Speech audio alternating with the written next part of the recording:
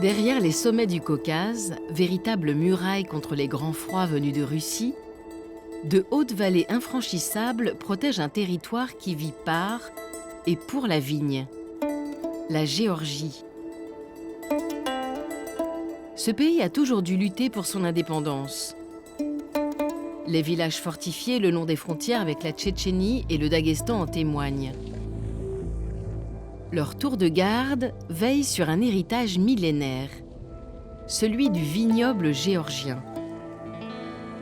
Car ici, la vigne est partout. Des contreforts du Caucase jusqu'aux plaines des rives de la mer Noire.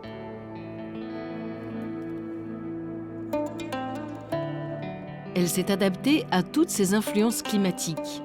À l'ouest, à la chaleur humide de la mer Noire, à l'est, au froid de la Caspienne, au vent glacé des steppes du nord, comme au vent brûlant venu des déserts d'Iran et de Syrie.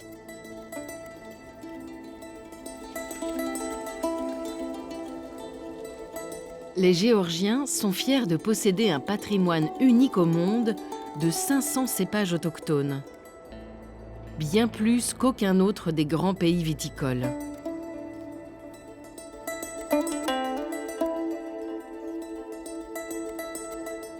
Ici, on ne demande pas « comment vas-tu ?», mais « comment va ta vigne ?» En Géorgie, le vin est sacré.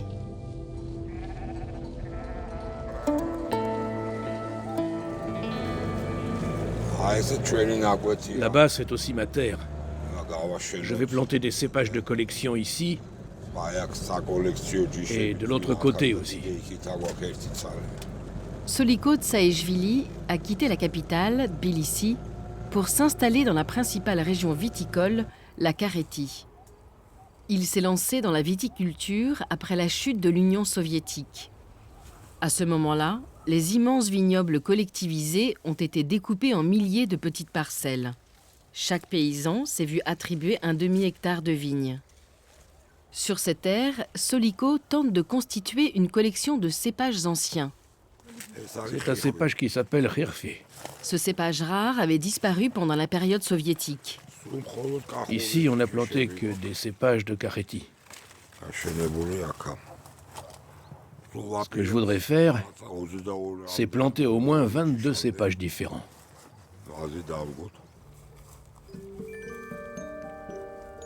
La richesse de la vigne géorgienne ne se résume pas seulement à l'immense variété de ses cépages. Soliko veut aussi nous faire découvrir la singularité du vin géorgien.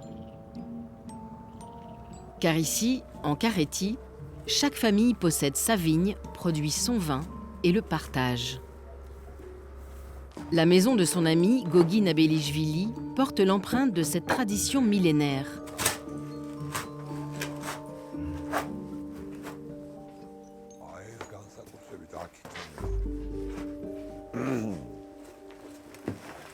Tout se passe dans le lieu dédié au vin, le Marani.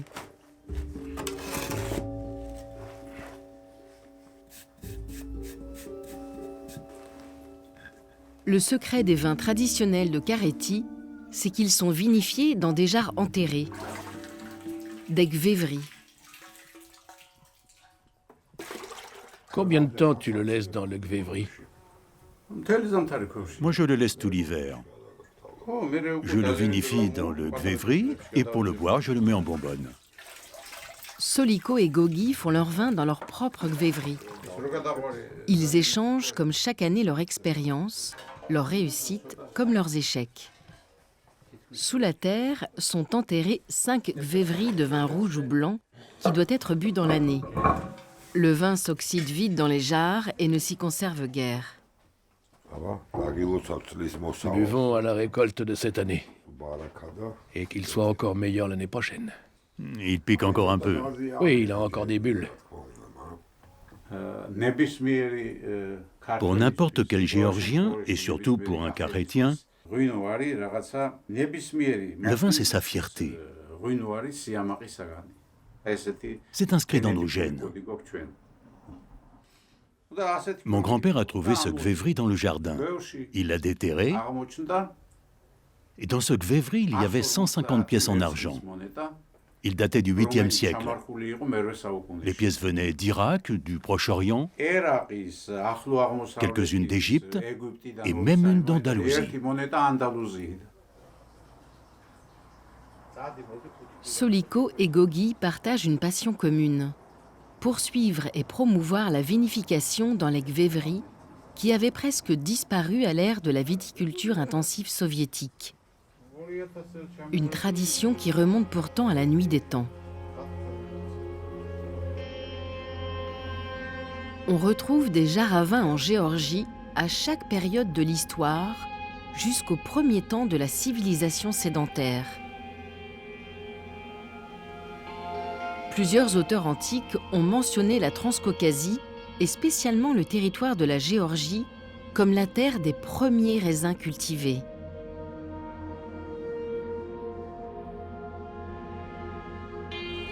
C'est dans le sous-sol des plaines arides du sud-ouest du pays, à proximité de l'Arménie et de l'Azerbaïdjan, que gisent peut-être les traces les plus anciennes de la civilisation du vin.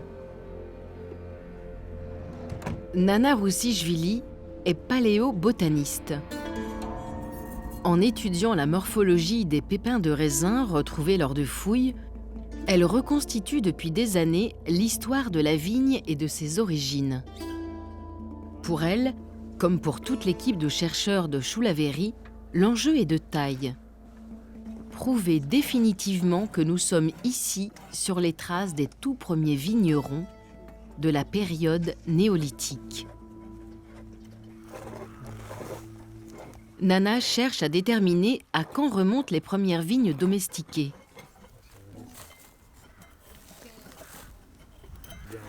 Je fais un prélèvement là où il peut y avoir des pépins de raisin. Aujourd'hui, un culot de jarres vient d'être retrouvé. Les jarres enterrées ont toujours servi à conserver les aliments.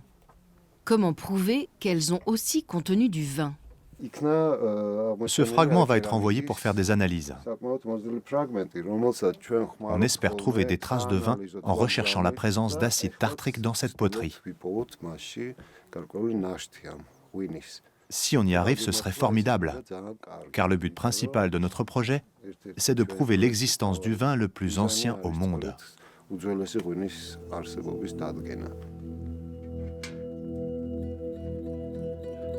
Nana a retrouvé des pépins de raisin datant probablement du néolithique, il y a 8000 ans. Elle confirme qu'il s'agit bien de vignes domestiquées et non de vignes sauvages.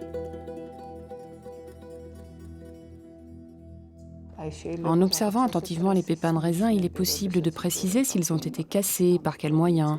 On peut aussi savoir s'ils ont subi de grosses pressions.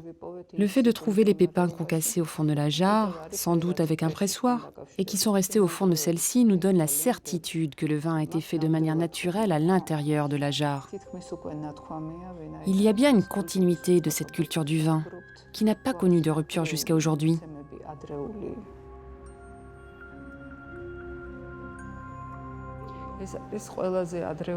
C'est le Gvévri le plus ancien où l'on a conservé du vin, pas seulement en Géorgie, mais dans le monde entier.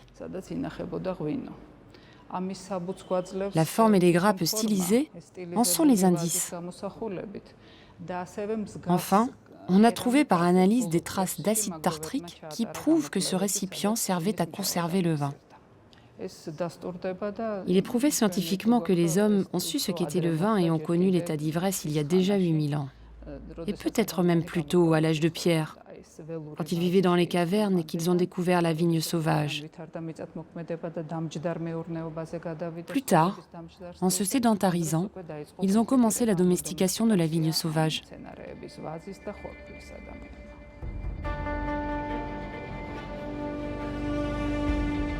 Cette terre d'argile façonnée par les hommes depuis le néolithique marque l'incroyable continuité du vin des Gvévri jusqu'à nos jours.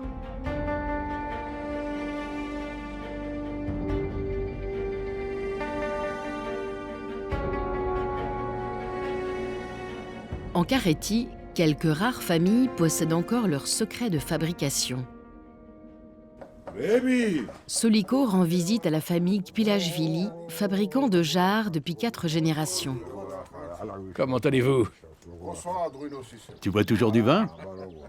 Évidemment, quelle question. Je vais vous montrer comment on fabrique un gvévri. C'est grâce à Rémi et à son fils que Soliko a reconstitué sa cave de gvévri.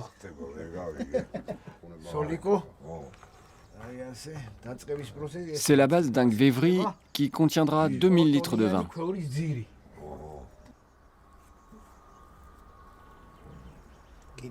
Il faut tourner encore un peu. Le tour, vous ne l'utilisez qu'au début? Oui, juste pour le commencement. Et après, on continue sans tour, de l'autre côté. Dans la famille Gbilashvili, c'est un savoir-faire qui continue de se transmettre aux petits-enfants. On dit ici qu'il est plus difficile de fabriquer un gvévri que de bâtir une maison.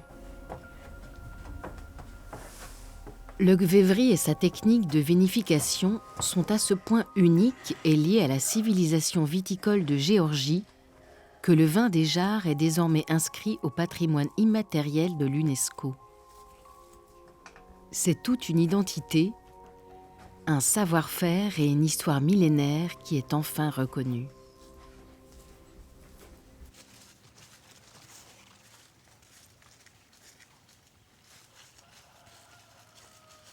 Alors, expliquez un peu, mon cher Rémi. Elle a cette forme pour que le mou tourne pendant la fermentation. Il y a une expérience en mettant une vitre sur la paroi et on a pu observer que le mou tourne à l'intérieur et descend doucement au fond. Dans un gvévri, on trouve 3 types de vins. Ici, on a un certain type de vin. Et là, au milieu, on a le meilleur vin du gvévri. Au fond, c'est encore un autre vin. Si la forme était droite, tout tomberait au fond. Et ça ne marcherait pas. Le vin resterait trouble.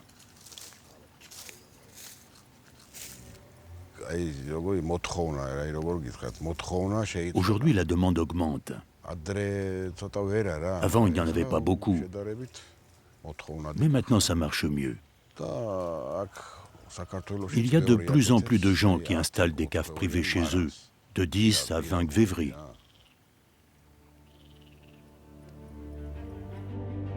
Le renouveau du vin de Géorgie n'est pas qu'un phénomène de mode. Il correspond à la renaissance d'une identité nationale après l'époque de l'Union soviétique, celle d'un pays et d'une population qui n'accède que depuis peu à son indépendance encore fragile. Aujourd'hui, la Géorgie viticole rêve d'exister sur la carte des vins du monde. Soliko est ainsi l'un des premiers à mettre en bouteille ce vin des gvévri traditionnellement réservé à la consommation personnelle et à vendre toute sa petite production dans le monde entier. Car le vin des gvévri, ce n'est pas qu'un mode de stockage, c'est surtout une méthode particulière de vinification. Le jus de raisin, le mou, fermente avec le marc. Au contact de la peau, de la tige et des pépins, le vin de Karéti obtient ce goût tannique et puissant si particulier.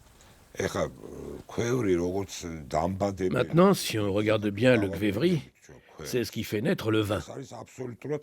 Il ressemble même à l'utérus de la femme. Ce n'est pas un hasard s'il a cette forme oblongue. Et ce n'est pas seulement le fait qu'il garde plus de fraîcheur. L'homme l'a créé ainsi, peut-être inconsciemment. Quand on regarde ce processus, on s'aperçoit que c'est comme une naissance. Au début, personne n'y croyait. Personne ne me prenait au sérieux. Quand j'ai commencé le vin des jarres, les gens rigolaient. Ils disaient « Qu'est-ce que c'est que cette méthode ancienne et sale pour faire du vin ?» Il y avait même un terme péjoratif qui disait que ce vin des gvévri sentait la tambouille familiale. Moi, je m'en fichais, parce que je ne pensais pas le commercialiser. Ça ne m'intéressait pas trop, parce que je savais que le vin des gvévri n'était pas mauvais.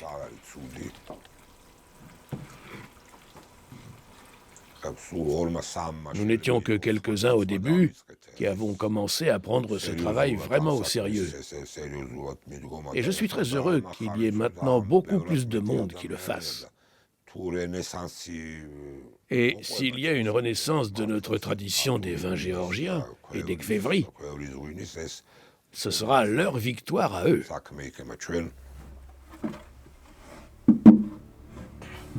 En Géorgie, le vin est toujours associé dans les toasts à la victoire.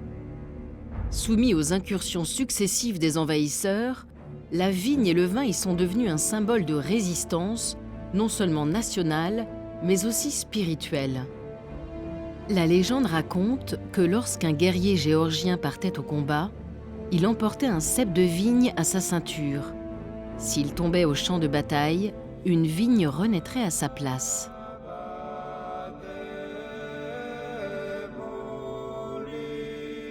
Le monastère d'Alaverdi veille sur les vignes de la grande vallée de l'Alazani en Carétie depuis le VIe siècle. Pendant la période communiste, l'édifice a été désaffecté. L'église transformée en hangar et le vignoble laissé en friche. Le père David, moine orthodoxe, est l'un des dirigeants de ce monastère et archevêque d'Alaverdi.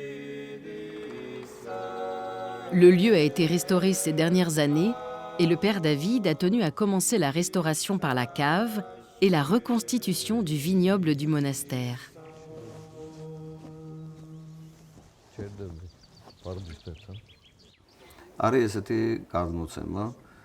Il y avait une légende de l'autre côté de la chaîne du Caucase.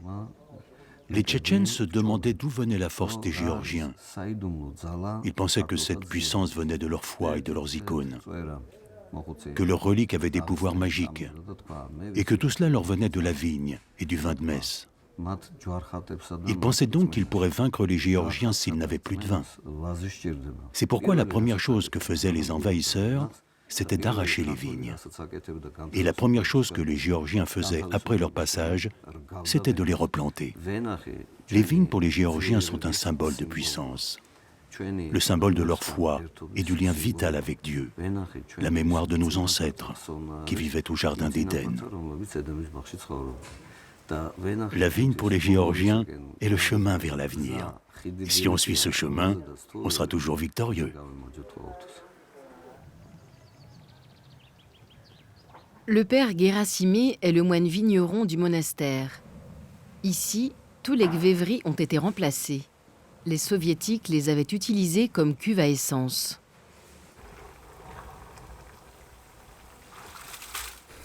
Il n'existe nulle part ailleurs au monde une telle technologie de fermentation. Ça, c'est une rafle de raisin. Chimiquement, elle est très riche.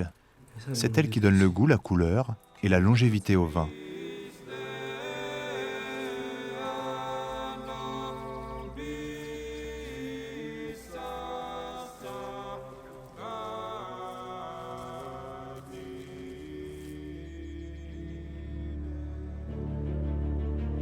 Les monastères n'ont pas été les seuls à souffrir à l'époque soviétique. Les quelques châteaux qui faisaient un vin de qualité au XIXe siècle ont aussi disparu, emportés par la Révolution au profit d'une production viticole de masse.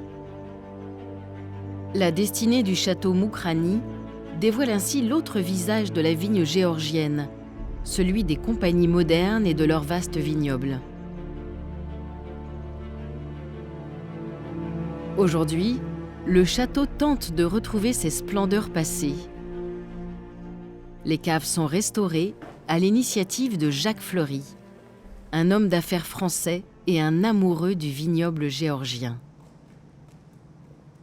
Je suis arrivé ici un dimanche d'hiver de 2002. J'ai vu ce château en ruine. Les communistes avaient préservé le bâtiment. Ils n'avaient pas du tout préservé les vignes ou même la tradition viticole. Mais ils avaient conservé le bâtiment. Mais la guerre civile, juste après l'indépendance de la Géorgie, a été terrible et les gens se sont emparés de tout ce qu'ils pouvaient. Après son retour de France en 1875, le prince Moukran, membre de la famille royale Bagratian, décide de moderniser son vignoble. Il amorce à lui seul une nouvelle ère de la viticulture en Géorgie en suivant le modèle des châteaux bordelais. Il délaisse la vinification et la conservation dans les jarres au profit des méthodes européennes. Le Moukranouli pourra ainsi voyager jusqu'en Russie et deviendra le vin exclusif des tsars. Il agrandit les chaînes de production, crée une école agricole et son vin sera primé à l'Exposition internationale de Paris en 1889.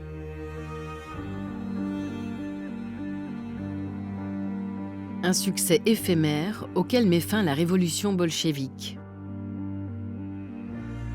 Ces vignobles, comme partout, sont collectivisés. Le château devient une usine à vin soviétique avant de sombrer dans l'oubli. Notre objectif, ça a été de recréer cette histoire et faire de cet endroit ce qu'il aurait dû toujours être s'il n'y avait pas eu la parenthèse communiste. Pour réaliser ce projet, Jacques Fleury a fait venir du Bordelais un œnologue allemand réputé, Patrick Onef. La moitié des vins qu'il produit sont faits à partir de cépages géorgiens encore inconnus il y a 10 ans. On peut redécouvrir des anciens cépages, on peut créer des nouveaux vins, des assemblages, ce qui n'est pas trop connu ici. On peut faire un assemblage entre les cépages européens avec les cépages géorgiens, trouver s'il y a un lien intéressant. C'est adapter les cépages autochtones de la Géorgie à la vinification moderne. C'est une nouvelle interprétation de la culture du vin géorgien, mais ça agrandit notre horizon du vin. Entre l'apparition des nouvelles compagnies aux méthodes industrielles et la renaissance de la tradition du vin des jarres, la Géorgie est dans un virage décisif de son histoire viticole.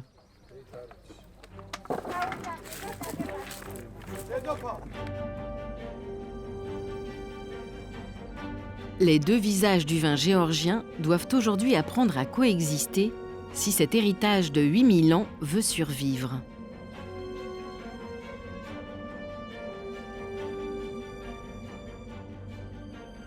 Mais pour l'heure, les vendanges sont terminées dans la plaine de Karéti. Le vin est en train de naître dans les jarres. Soliko et ses amis goûtent les vins que chacun a rapportés de sa cave et comparent leurs créations. Il n'y a ici que des breuvages issus de leur gvévri à la couleur d'ambre si particulière. Buvons à la récolte de cette année. Et à tous les vignerons qui sont assis autour de cette table. Je salue la réussite de cette vendange. Et comme on dit chez nous, je souhaite qu'on ne boive ce vin que pour de bonnes raisons.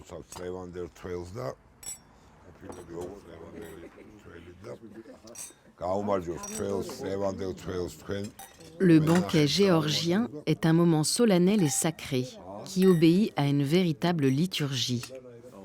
Soliko le dirige ce soir en maître de cérémonie. À toi, tes vignes et ton vin seront toujours les meilleurs parce que tu es quelqu'un de bien et de formidable. Toute la soirée, il portera des toasts dans un ordre protocolaire ancestral. Le banquet est le lieu de toutes les célébrations, de toutes les louanges. Je porte un toast à nous tous, aux êtres humains, aux vignes, à cette terre, à ce ciel.